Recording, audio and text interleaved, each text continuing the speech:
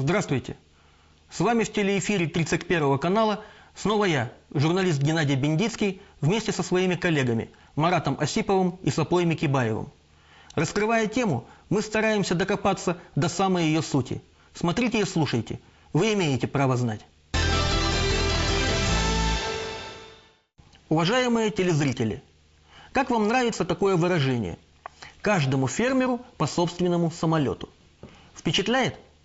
Лично меня очень. Сразу хочется стать таким фермером. Воображение рисует картину маслом.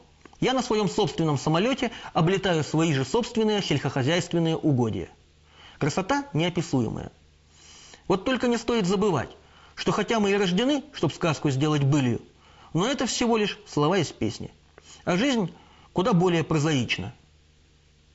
Поэтому, когда пару-тройку лет назад власти заговорили про открытие в Казахстане совершенно нового авиастроительного предприятия, на котором будут изготавливаться суперсовременные самолеты для нужд сельского хозяйства, и пообещали чуть ли не каждому предпринимателю от сахи по такому отечественному летательному аппарату, сначала, признаюсь, даже такого скептика, как я, гордость за державу одолела.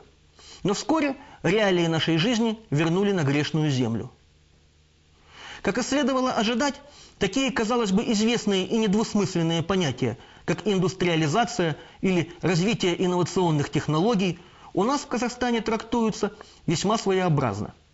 Если где-то под этим понимают промышленную революцию и создание наукоемких производств, то у нас в первую очередь это означает обычное освоение бюджета, преимущественно выделенного государством, без какой-либо последующей персональной ответственности.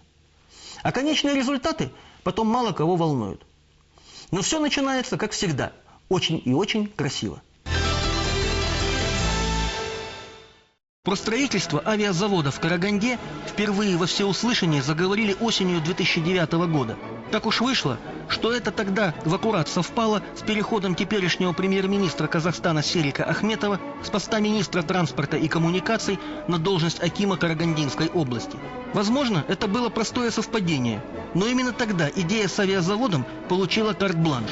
Его строительство было включено в государственную программу «Дорожная карта бизнеса 2020», из бюджета выделили 750 миллионов тенге, плюс еще 846 миллионов тенге перепало от национального холдинга «Казагро» в качестве льготного кредита, как прорывному инновационному проекту, создаваемому для поддержки сельского хозяйства.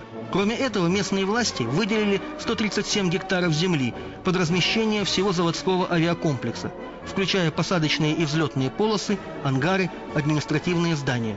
Завод назвали гордым именем «Сункар». Это, прежде всего, комбайн, рабочая лошадка. Характеристика этого самолета, тоже одной из элементов является большие шасси. Преимущество нашего самолета в том плане, что он может приземляться и взлетать с грунтовых полос. Было объявлено, что новый завод будет построен в кратчайшие сроки. Через 2 года, в ноябре 2011 года, руководству страны докладывают, что все в ажуре. Предприятие готово к выпуску продукции. Объем производства до 36 самолетов в год. Открывать первый в Казахстане авиастроительный завод приглашают президента Казахстана. Ему показывают первый выпущенный из цехов только что построенного завода одноместный самолет «Фермер-2». Считается, что он специально разработан для химической обработки полей от сорняков и вредных насекомых. Держись, саранча!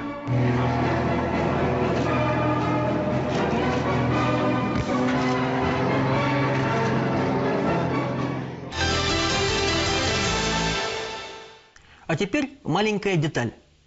В суматохе официоза и паркетных расшаркиваний идеологи этого инновационного проекта не слишком афишировали, что к созданию нового летательного аппарата Казахстан имеет отношение не большее, чем, например, к паровозу братьев Черепановых или к самолету братьев Райт. И это далеко не самое главное, о чем они не распространялись как перед широкой публикой, так и перед главой государства.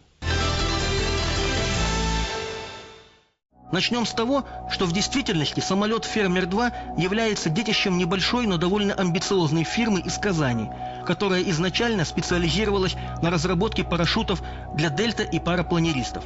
Причем Казахстан на сегодняшний день едва ли не единственный клиент, желающий использовать в своем небе этот самолет.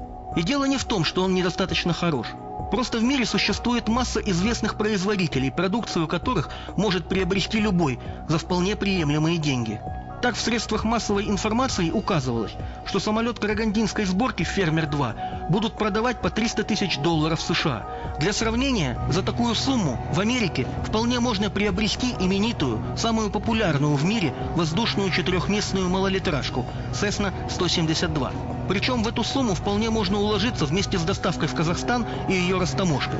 Кроме того, оказалось, что и в самой России на самолет «Фермер-2» нет никакого спроса. Этого не скрывают, кстати, даже сами производители. Зато у наших политиков от коммерции перелетный инстинкт оказался в крови. Техника, которую мы сегодня видим, если она российского производства, она достаточно, она стоит примерно как джип хороший.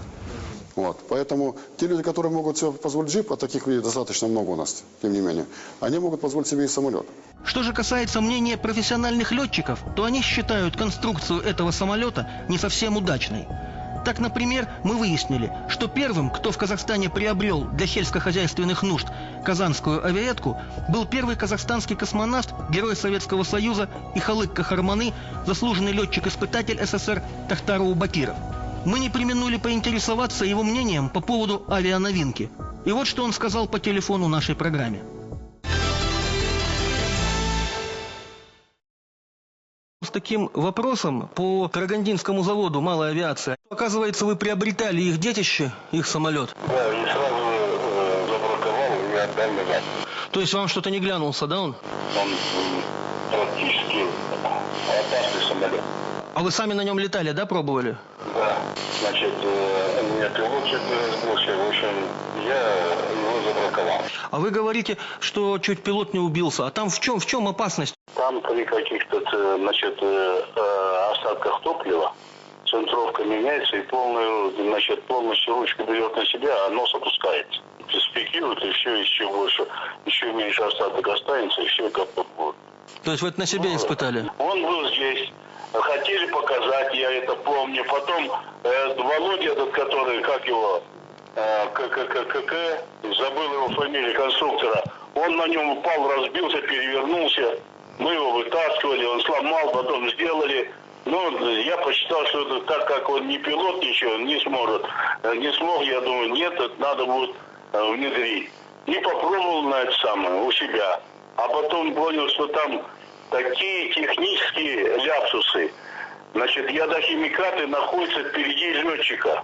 Это вы можете представить, что это может произойти, если, значит, какая-то авария произойдет? Мое впечатление по самолету «Фермер» отрицательное. Самолет не пригоден к использованию, массовому использованию и летчиков, которые, будем так говорить, малообучены. Я очень хотел бы попасть на тот завод, на который уже затрачены колоссальнейшие деньги. Просто колоссальные деньги. Я когда узнал, что там такие деньги, у меня башка чуть не свернулась. Если вы пишете об этом самолете, ну да, организуйте меня, повезите туда, я поеду вместе с вами. А теперь позвольте небольшой ликбез для тех, кто не в курсе. Заслуженному летчику-испытателю и первому космонавту Казахстана Тахтару Ангарбаевичу Аубакирову довелось летать на самолетах 66 типов. Звезду Героя он получил за то, что первым в Советском Союзе поднял сверхзвуковой истребитель МиГ-29 с палубы авианосца Тбилиси. И если даже для него управлять небольшим самолетиком сельхозавиации показалось непростым занятием, чего уж говорить про доморощенных пилотов с казахстанской периферии.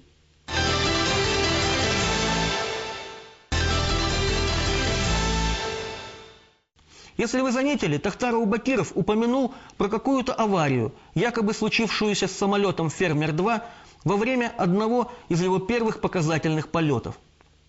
В том, что такая авария была, сегодня у нас нет никаких сомнений. Мы это перепроверили через целый ряд надежных источников. Но почему об этом нет никакой официальной информации – большой вопрос. Если это авиационное происшествие скрыли, то дело уже попахивает самой настоящей уголовщиной. Но даже это не самое интересное в нашей истории.